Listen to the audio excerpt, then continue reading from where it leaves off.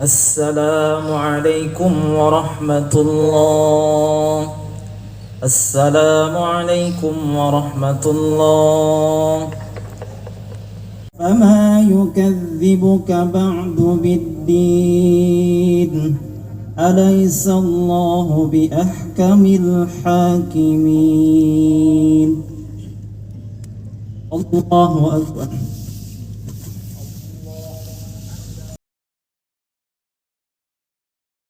Oleh Yayasan Abdul Aziz Halabi. Jamaah Bapak Ibu yang masih kosong di area depan.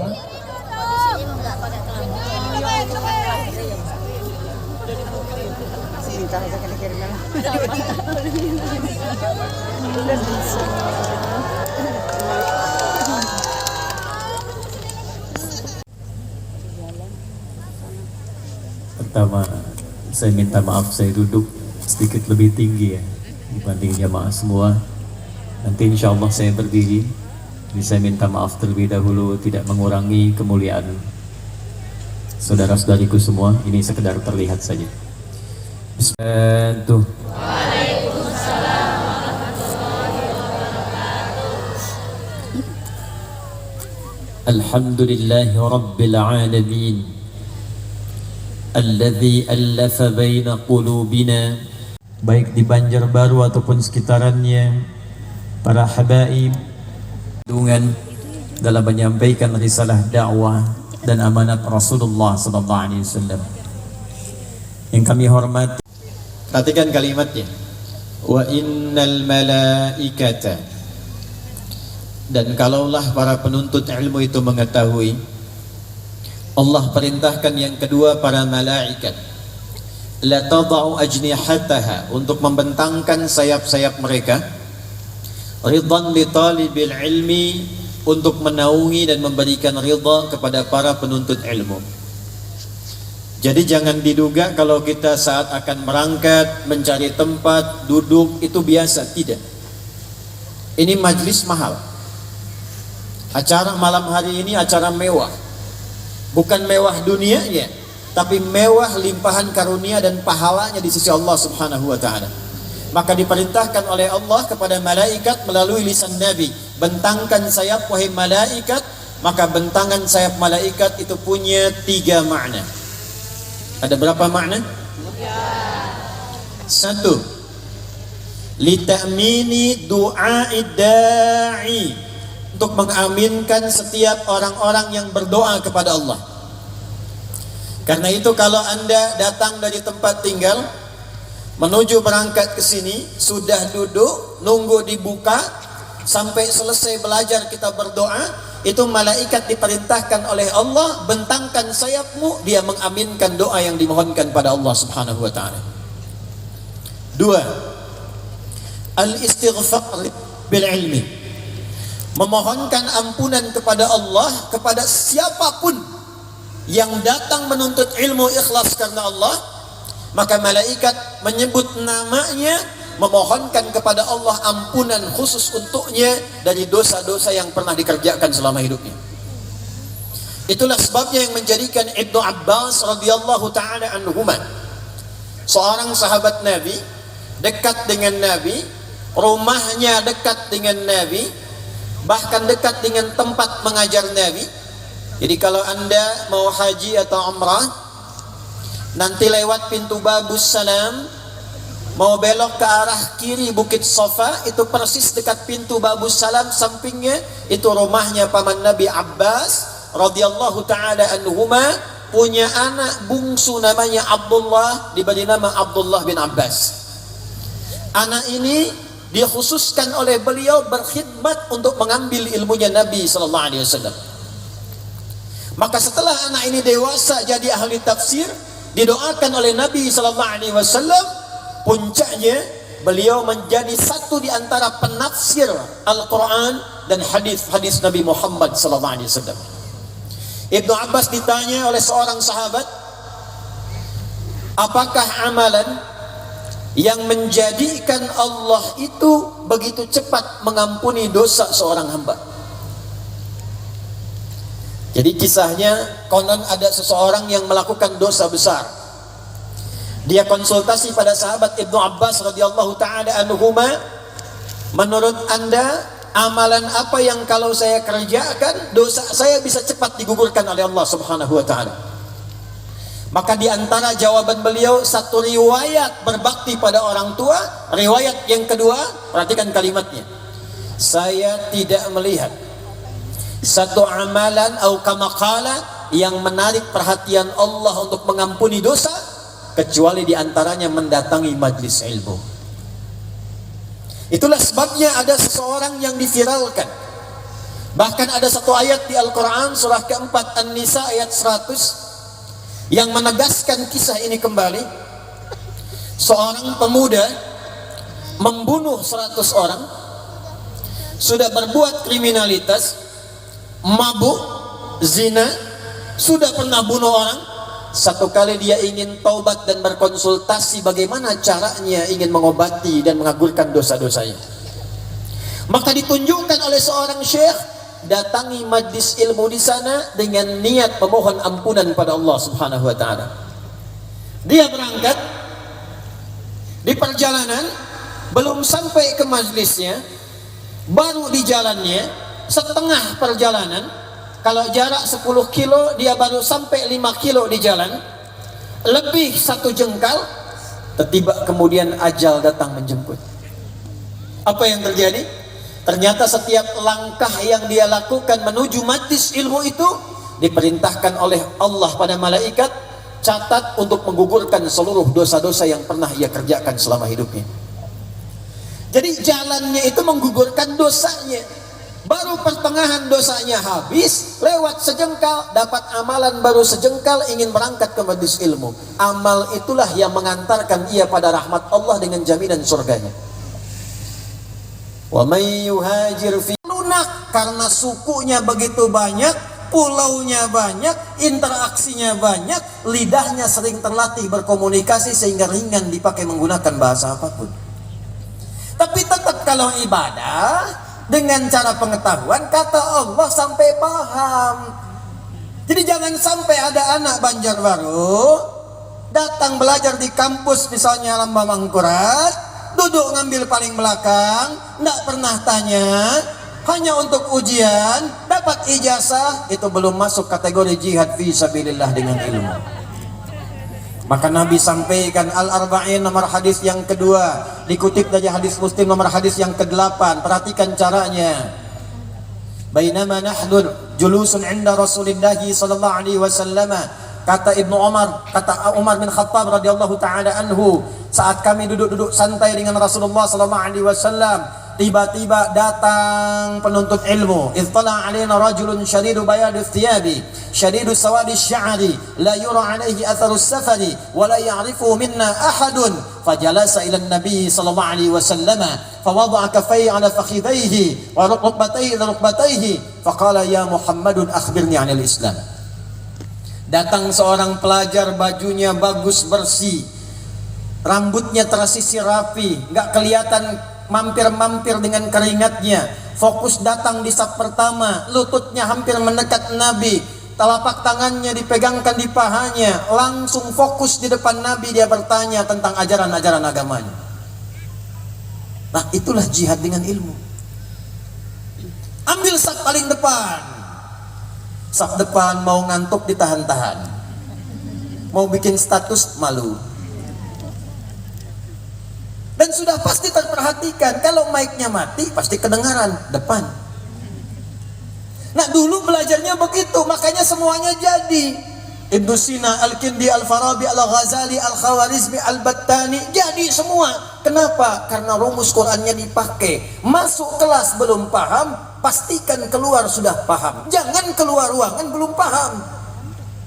Nah, ini masalah kita sekarang ada di pemahaman. Bahkan banyak orang menunaikan ibadah tidak paham apa yang dikerjakan dalam ibadahnya.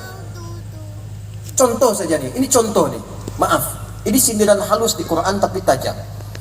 Akan didapati orang sholat tapi tidak paham, tidak mengerti apa yang dibaca dan dilakukan dalam sholatnya.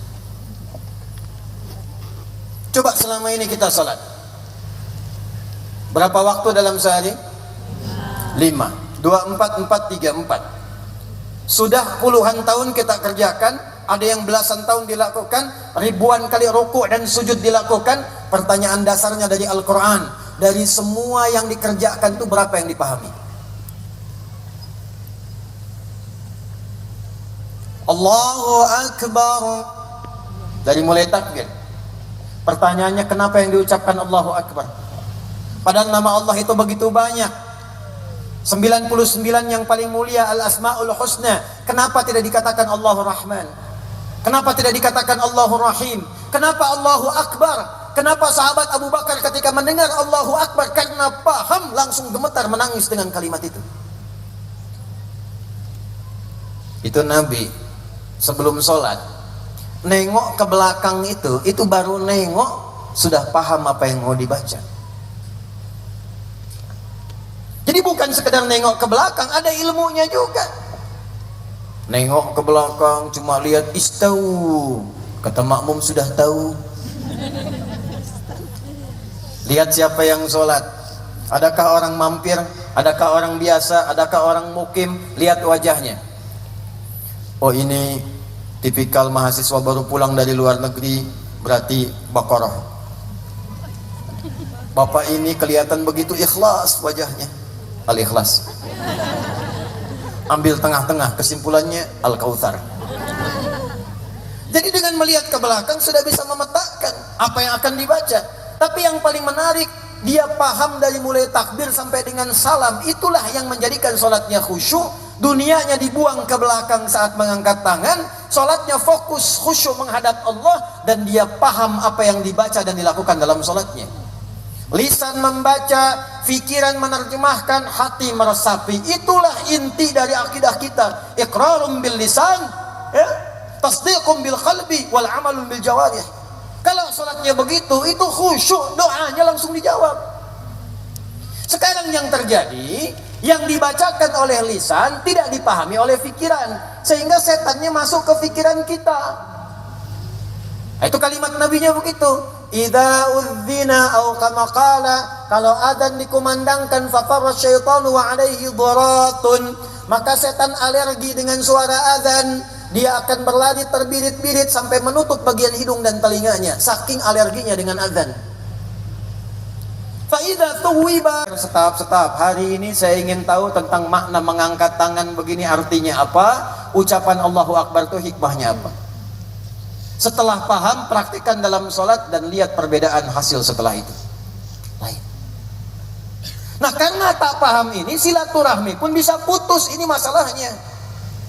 Sekarang banyak perbedaan-perbedaan yang menghasilkan, mohon maaf, perpecahan, saling cela, saling klaim yang paling benar. Apa kunci utamanya? Ilmu, ngajinya nggak sampai paham, ngajinya hanya sampai ke lisan. Dapat dalil ini, dah dalilnya begini, ini yang paling benar, tapi nggak dipahami maksud dalil ini kemana. Yang ini benar, yang ini salah, yang ini sunnah, yang ini bid'ah. Tapi nggak pernah digali kalau dia mengerjakan itu dari mana sumbernya. Kenapa ada seperti itu? Dari mana datangnya? Bismillahirrahmanirrahim. Ada yang menghitung kurang lebih dalilnya 70 hadis dibagi 4 bagian. Cara bacanya ada 4 dalam Al-Fatihah yang dibacakan dalam salat. Yang pertama jahar, bacakan kencang. Bismillahirrahmanirrahim. Alhamdulillah. Lagi saya 1 jam lagi selesai. Lihat kalimatnya. Innallaha, kama qala Nabi sallallahu alaihi wasallam, innallaha la yaqbidul ilma intiza'an yantazi'uhu minal ibad walakin yantazi'uhu biqabdil ulama hatta idza lam yubqi 'alima ittakhadha an-nasu ru'usan juhala fasu'ilu fa'aftau fadallu wa adallu. Akan tiba waktunya, kata Nabi, ilmu itu mulai dicabut pelan-pelan dengan cara mewafatkan ulama-ulamanya, pakar-pakarnya wafat. Hari ini ketua Parmusi tadi meninggal, wafat. Beberapa ke belakang juga kita dapatkan ulama kita satu-satu wafat, meninggal pulang. Kalimantan mulai berkurang, Jawa mulai berkurang, Sumatera mulai berkurang. Nah, makanya kalau ada yang betul-betul ulama dijaga, karena tak mudah itu mendapatkan kualitas ulama. Tapi cirinya bagaimana? Kalau kita ingin tahu ulamanya berkurang, cirinya apa? Hatta idza lam yubqi 'alima, sampai nanti kalau satu saat mendekat sedikit, makin sedikit orang yang berilmu, yang benar-benar ulama itu, ittakhadhan nasu ru'usan juhala. Tiba-tiba ada orang tidak jelas langsung jadi ustaz. Tidak tahu dari mana asalnya, ustaz. Gelarnya bisa beda-beda. Di Kalimantan guru, ke Sumatera tuan guru, ke Jawa kiai, macam-macam gelarnya. Ada mama, lain-lain lah. Kalau sudah banyak yang muncul makin aneh, itu artinya ulama yang betulan makin sedikit. Seujung-ujung kita belajar sampai takbir, belum pernah ada dari tafsir, dari hadis, keterangan dari Nabi yang bisa video callan dengan malaikat. Tangannya yang 2 belakang kakinya. Jadi kalau tidak ada beban, unta itu tidak ada beban, maka dia mendahulukan bagian depannya. Nah, kita sebaliknya, lutut dahulukan. Tapi kalau dia punya beban tunggangan, maka dia tekuk lututnya dulu, baru kemudian telapaknya. Itu maksudnya. Kalau kita ngaji fikihnya sampai ke situ dalam kajian kita, bahasanya apa? Timbangannya apa? Pakai alfiahnya. Dari mulai awal sampai akhirnya 1002 bait. Gunakan kaidahnya. Oh, ini pakai balaghah, apa bacanya? Ma'ani, bayan atau badi'ah? Ini pakai arud, dari 16 buhur dipakai yang mana buhurnya? Apakah tawil, apakah rajas, apakah madid dan sebagainya? Paham sejarahnya, apa asbabul wurudnya, apa asbabun nuzulnya. Mengerti ini sempurna hukumnya. Nah, sekarang kita punya masalah, kadang-kadang ngaji tidak tuntas, yang paling celaka akhirnya saling mencela. Yang paling berbahaya, ini hadis Muslim, bahaya, menghilangkan pahala. Awas nih, yang ngaji Quran, ngaji sunnah, hati-hati nih, menghilangkan pahala. Kalau ada orang belajar bahkan beramal, setelah itu dia mencela orang lain, maka amal dari pelajaran dan pahalanya langsung ditransfer pada yang dicela itu. Namanya hadis muflis.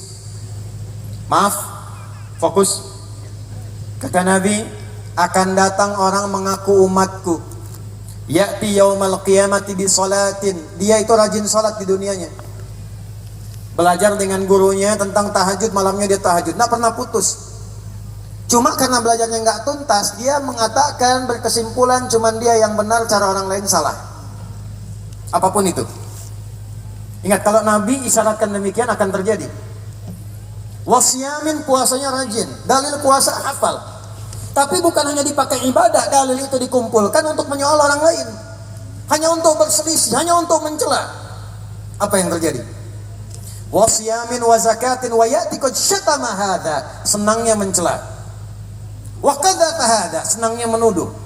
Wa daraba hadza, ada yang bertengkar. Sekarang di konten kebanyakan bertengkar. Dulu orang ngaji mempererat silaturahim. Yang tidak kenal jadi kenal, yang musuhan jadi berkawan, jadi pelukan, jadi berkasih sayang. Kenapa sekarang sesama orang Islam punya dalil, punya ajaran, punya keyakinan, tapi digunakan untuk menyerang orang lain? Yang paling bahaya, wasafaka dama hadza, ada yang menumpahkan darah dan menyebut nama Allah di dalamnya. Akan tiba satu masa, dua, habis korban, dan dengan bangga menyebutkan Allahu Akbar, Allahu Akbar. Terjadi begitu? Ingat ya, hati-hati nih, yang merencanakan, yang menyiapkan, yang melakukan, itu ancamannya tinggi di sisi Allah Subhanahu wa taala. Awas, hati-hati. Saya bermohon dan berdoa mudah-mudahan tidak akan pernah terjadi lagi seperti ini. Jadi waktu kejadian bom di Jalan Tamrin meledak itu, saya di Lampung. Jamaah langsung angkat tangan tanya, "Ustaz, apakah bom di Jalan Tamrin termasuk jihad fisabilillah?" Saya tajam menatap, saya bilang, "Mas, sependek pengetahuan saya, jihad fisabilillah itu jihad di jalan Allah, bukan di Jalan Tamrin." Tapi akan ditemukan begitu. Kalau yang tadi bikin ketawa awal-awal itu muncul. Yang kedua itu kelihatan ada ilmunya, tapi bermasalah. Kan setelah paham Quran akhlak, kama arsalna fikum rasulan minkum yatlu alaikum ayatina wa yuzakkikum. Kalau ngaji Quran dapat ayat, paham dalil, yang pertama kali terjadi tazkiyatun nafas. Akhlaknya muncul, adabnya hadir. Adab itu yang mengantarkan kita pada keberkahan, dan itu yang menguatkan silaturahim. Sekarang kita kehilangan itu. Kelas khusus. Maaf ya ibu, akhwat, saudariku, maaf. Saya mengamati kenapa ada perempuan yang beraktivitas malam. Saya minta beberapa santri saya, coba bisa ditelusuri. Bismillah, ikhlas, tanya kebutuhannya apa, ikhtiar penuhi. Maka ditanya berapa kebutuhannya sebulan, sekian. Tinggalkan kegiatan ini, asal mau ngaji saja. Kalau mau beraktivitas cuma ngaji, kalau mau packing madu silahkan. Maka apa yang terjadi? Ditinggalkan oleh orang-orang ini kegiatan itu. Beliau ngaji, didampingi. Sekarang yang tadinya perempuan keluyuran malam hari, sekarang ada yang sudah khatam 5 juz Al-Quran.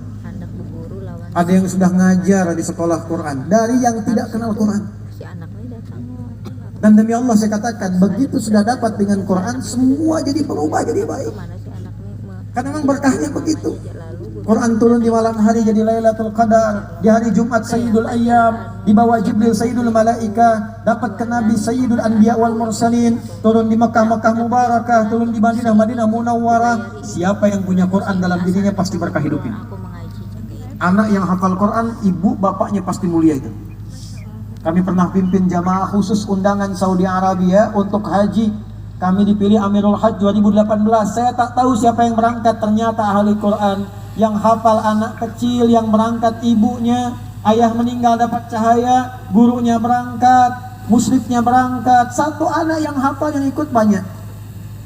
Pokoknya kalau anaknya sudah dekat dengan Quran, walaupun orang tuanya belum hafal, itu berkah insyaallah. Ya, saya sayang dengan anda semua. Nanti insyaallah kami titipkan supaya ada perubahan. Saya ingin begitu datang ke sini lagi, ternyata wajah-wajah yang dilihat ini, alhamdulillah insyaallah ini sudah 10 juz. Ini 20 juz, ya. Itu 30 juz. Ini juz 30. Saya bisa gitu ya. Alhamdulillah. Nanti kita siapkan ya. Dan mari kita berdoa kepada Allah dengan khusyuk. Saya izin untuk duduk.